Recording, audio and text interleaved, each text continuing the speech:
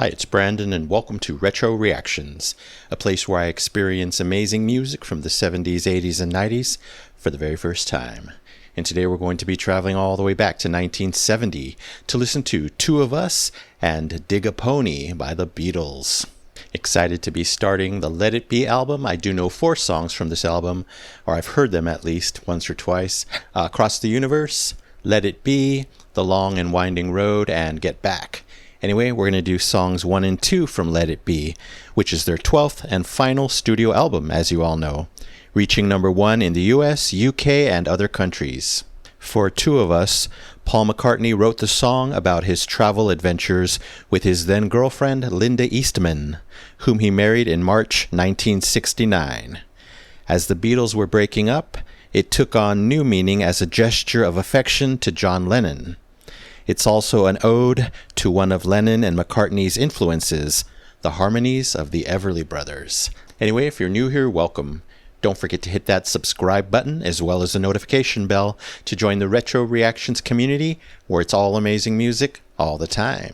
And consider joining my Patreon page for exclusive reactions not found here on YouTube, no time era restrictions, and 1 full album reaction every month. Link is in the description below. Alright, let us go. I Dig a Pygmy by Charles Hawtrey and the Deaf Aids. Phase 1, in which Doris gets her oats.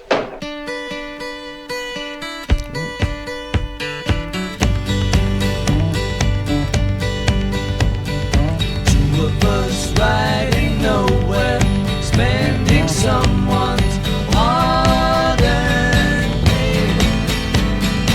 You and me Sunday driving, not arriving on our way back home.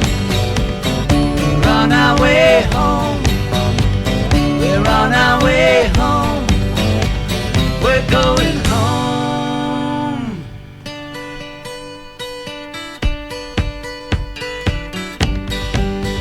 Nice. Sending postcards, writing letters on my wall. You and me burning matches, lifting latches on our way back home. We're on our way home. We're on our way home. We're going home.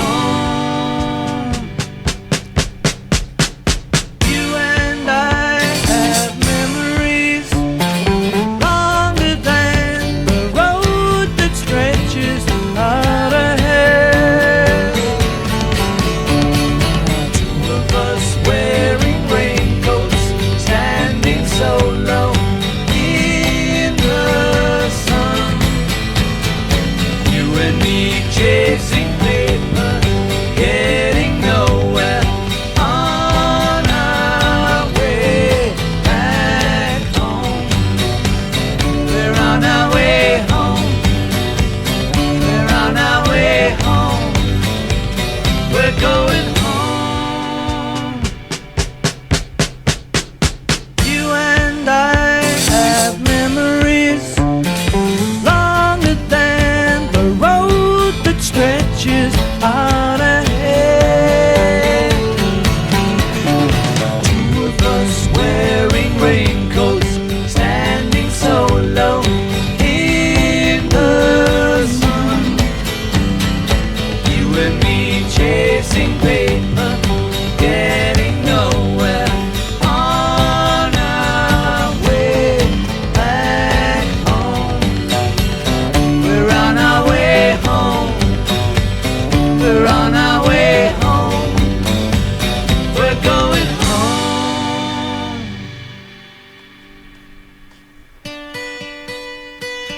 We're going home.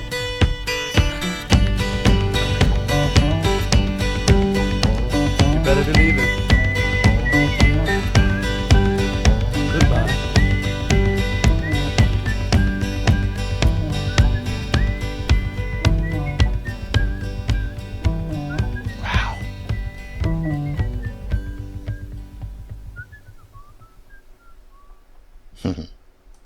Wow, what an album opener. What a joyous song. The kind of folky groove was amazing. Great pocket to be in through the whole song. Again, very, very heartwarming. So much love. Smile inducing. How can you not smile during this song? It was beautiful. Of course, one thing I love about the Beatles, the more I'm discovering, is, they don't have those huge bells and whistles, those huge orchestrations like Renaissance. They don't have the electronics, obviously, like Porcupine Tree, Alan Parsons. That's just further ahead. But still, their music can be so touching, so inspiring, so moving, so heartwarming in its own way. They really are the masters of doing that, portraying that through the music and the words. So yeah, again, I love that warm, folky feeling to this one. Beautiful acoustic on left and right. I love the tone, especially when that one came in first. But they were warm guitars, just creating this comforting set of bookends on my ears. Everything in between, great as well. And I definitely heard and appreciated Ringo here.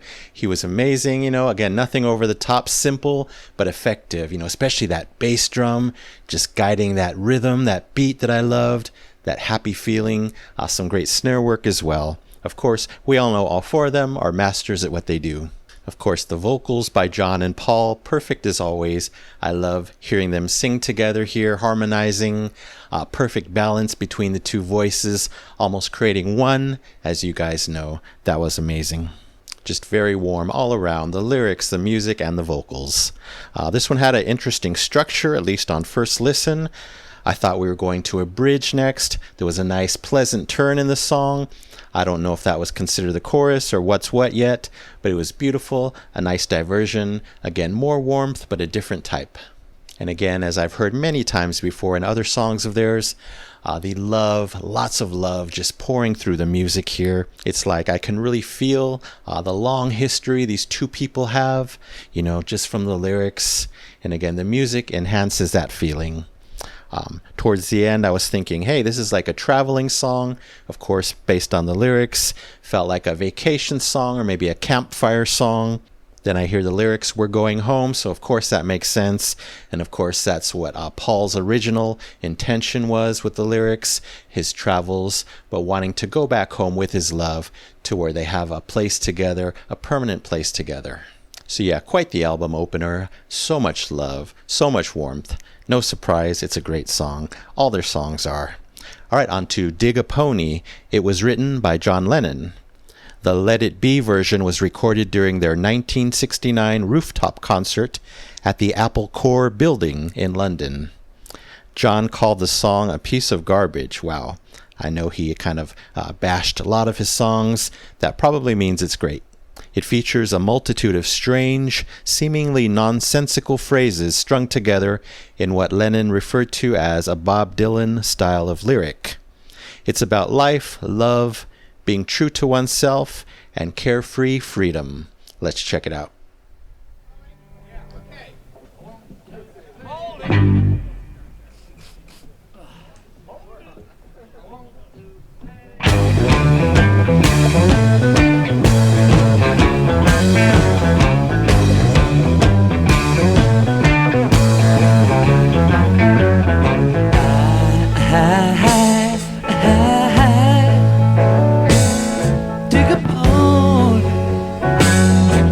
Celebrate anything you want. Yes, you can celebrate anything you want. Oh,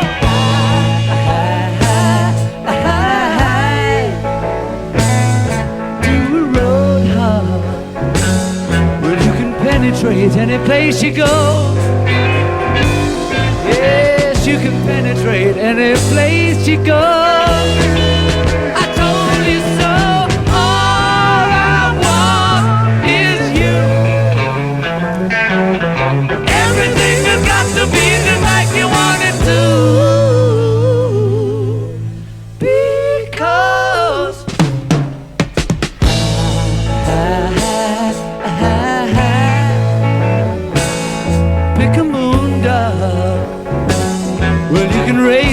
Everything you are. Yes, you can radiate everything you are. Oh, now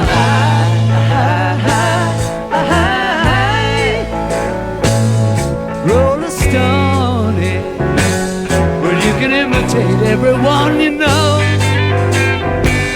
Yes, you can imitate everyone you know.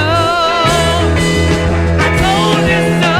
All I want is you. Everything has got to be just like you want it to.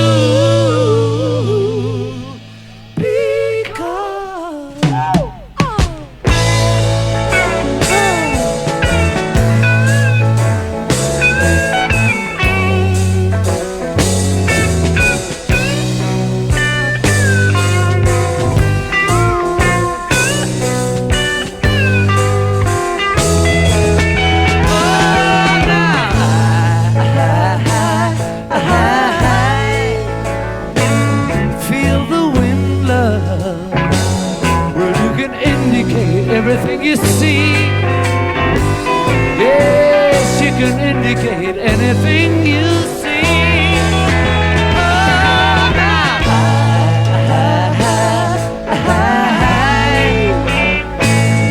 glory, glory, well, you can syndicate any boat you row. Yeah, you can syndicate any boat you row.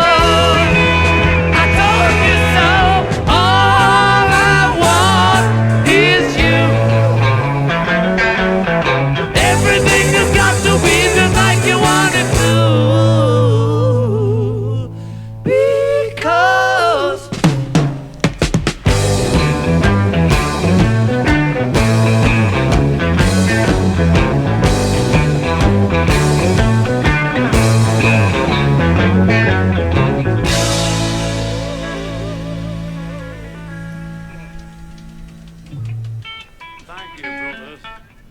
My hand's getting too cold to play. Well, it is London. Makes sense it was cold on top of that roof. Obviously, no audience, I guess. I don't know the story behind this rooftop concert. I'm assuming, I don't know. I'm not going to assume anything. Maybe you guys could fill me in if there was any type of audience or if it was filmed or what the story was. But cool hearing the vocals, the spoken word before as they were starting and then there at the end. But the song, really interesting, kind of different for the Beatles, yet it sounded very Beatles at the same time. Wow. Yeah, I kind of find it interesting that they included a live cut on one of their studio albums. Maybe it's not the first time, probably not, but wouldn't have expected that. Anyway, I know they did do a studio version later on in one of their anthologies or something, did a little research, but maybe I should check that one out and see the differences. Yeah, so I did read that this song, was about whimsy, again, that carefree that I talked about, and those whimsical, carefree moments definitely shine through in parts of the song. Like the very beginning, it's a whimsical start, and then it kind of heads into this nice, dreamy rock flow. Of course, it's a guitar-heavy song, but Beatles were basically a guitar-heavy band, right? Anyway, the chorus, really loved that. It was short, but very memorable. I love the vocal cadence happening in the chorus. And, the verse is a little bit more serious, but in the chorus, more of that whimsy and carefree nature definitely coming through, especially in the vocals. They went up high. They kind of had some fun there. Really fun and a nice subtle contrast between the verses and the choruses. Yeah, so it was great actually hearing the Beatles live, something I haven't done much. Of course, we all know that a clip from the Ed Sullivan Show, I believe, when they first appeared in America. Is it I Want to Hold Your Hand? Probably. But anyway, it was nice hearing this, proving what great live musicians they are. And as I was listening, I'm like, this sounds like more than 4 people. I don't know. Obviously it wasn't, but it just proves how good they were live, the big sound they could create, just like Rush and many other greats. And then they simply end with a guitar-heavy coda. I really enjoyed the guitar melodies happening at the end there. Nice tone, very strong. Just overall an enjoyable song. I definitely liked the first one better, but I'm curious what the rest of the album sounds like. Probably a lot of diversity across the universe. I already reacted to It's Here on YouTube. Of course, Let It Be, so iconic, a beautiful song. That one sounding very different than these two. Long and Winding Road, same thing, and then Get Back has that rock fun. Anyway, I'll definitely be checking out more. I plan to review this whole album, probably 2 songs at a time. All right, I'm going to give Dig a Pony 5 golden records. That's an A score. Wonderful. And for 2 of us, it's getting the Epic Platinum Record Award. Absolutely. Beautiful, beautiful. Anyway, both by the Beatles, 1970. And thank you so very much, the legends themselves, John Lennon, Paul McCartney, George Harrison, and Ringo Starr. All right, that's it for now. Thank you so much for watching. I really appreciate it. Anyway, don't forget to subscribe, like, and comment down below. If you wish to chat about these 2, I would love to know what you think. So you take care, stay safe, stay hydrated, and remember to let peace, calm, and light into your day and night. And I'll see you next time in the past.